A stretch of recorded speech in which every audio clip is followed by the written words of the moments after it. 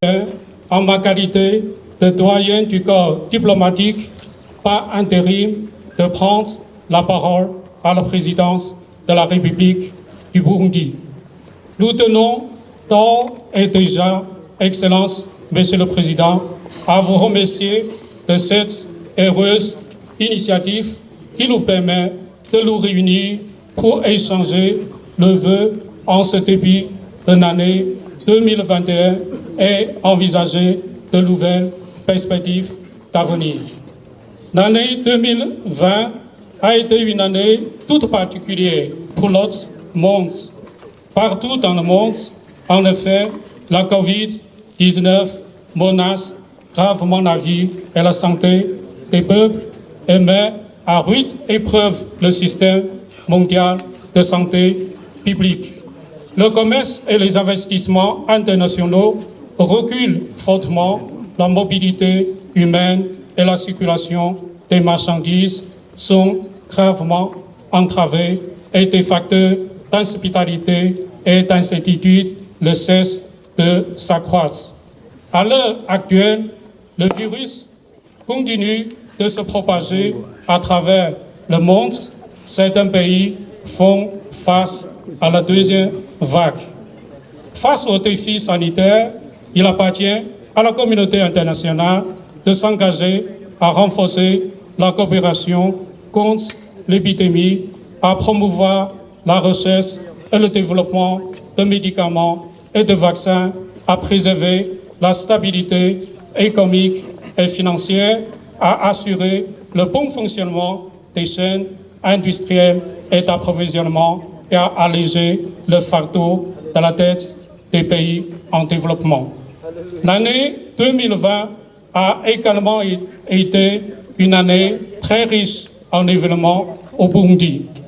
Le Burundi a organisé avec ses propres moyens des élections présidentielles, législatives et communales.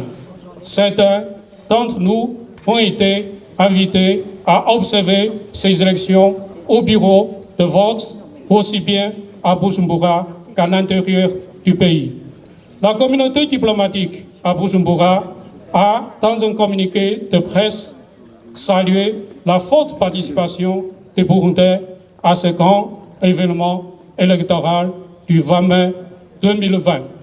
Excellence, Monsieur le Président, comme vous le disiez dans votre discours le 30 juin 2020 au palais de Kikopé, à l'occasion de l'investiture du nouveau gouvernement, le Burundi est entré dans une nouvelle phase. Vous avez confié au gouvernement responsable et laborieux 6 domaines prioritaires, à savoir la bonne gouvernance, la santé publique, l'agriculture et l'élevage, la gratuité des soins pour les retraités, le développement de la jeunesse, les réfugiés et les déplacés. Le gouvernement, aussitôt installé, s'attelle aux travaux de développement.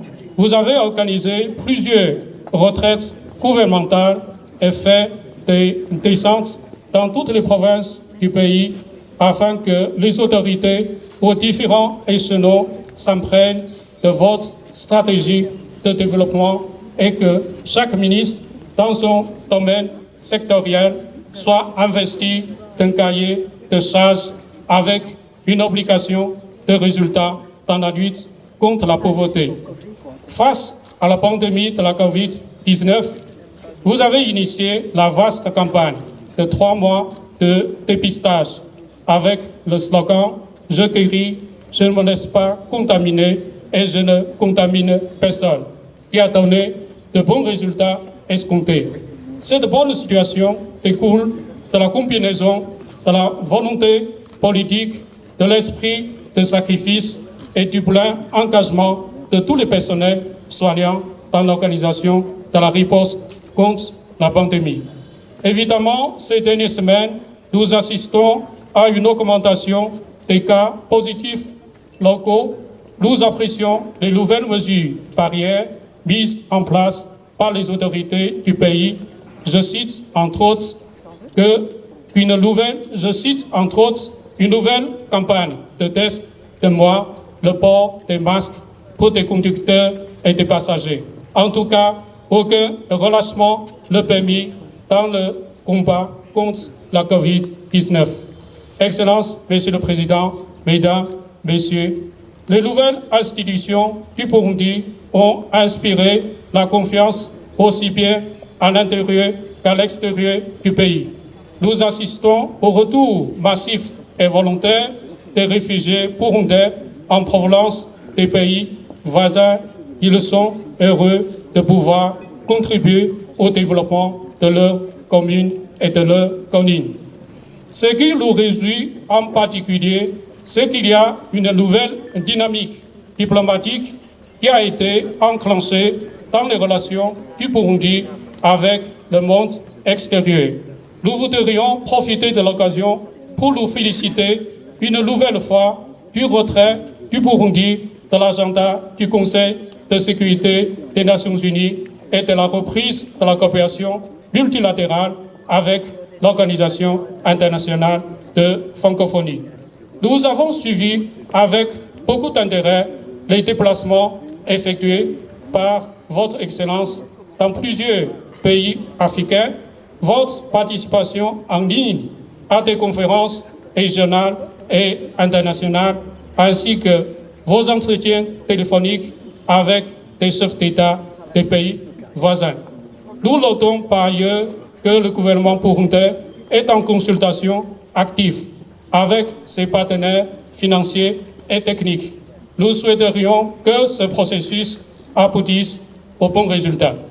Enfin, nous tenons à saluer notre autorité de tutelle, le ministère des Affaires étrangères et de la coopération au développement, ayant à sa tête Monsieur le ministre, qui nous a accordé des facilités dans l'exercice de notre mission au Burundi. Nous aimerions remercier le ministère qui a bien voulu nous associer aux journées portes ouvertes de décembre dernier. La dite activité nous a surtout renseigné sur le rôle de la diplomatie dans la mise en œuvre du plan national du développement décennal du Burundi. Excellences, Monsieur le Président, Mesdames, Messieurs, aucun pays ne peut se développer sans le reste du monde. Votre Excellence, vous l'avez affirmé dans votre discours il y a quelques semaines, et je cite, « C'est qu'ensemble qu'on arrivera ». Les épreuves vécues au cours de l'année écoulée ont mis en relief la nécessité de la construction d'une communauté de destin pour l'humanité. La solidarité et la coopération internationale sont une arme pour surmonter les défis collectifs de toute l'humanité. C'est dans ce contexte et dans cet esprit que nous, des chefs de mission diplomatiques et consulaires et des représentants des agences onusiennes accréditées au Burundi, sommes toujours disposés à appuyer le gouvernement burundais dans ses efforts de développement autonome et durable. Excellences, Monsieur le Président, Mesdames, Messieurs, selon le calendrier lunaire chinois, l'année 2021 est une année du buffle qui tombera le 12 février cette année. Dans la culture chinoise, le buffle représente la paix, l'opportunité, la bonne récolte, le travail assidu, mais bien et récompensé. Avant de terminer, nous formulons à l'endroit de votre Excellence, Monsieur le Président de la République du Burundi, de la première dame de la République du Burundi, ainsi que du peuple burundais, nos meilleurs vœux de santé, de bonheur et de prospérité. Vive la République du Burundi, vive la coopération internationale. Je vous remercie de votre aimable attention.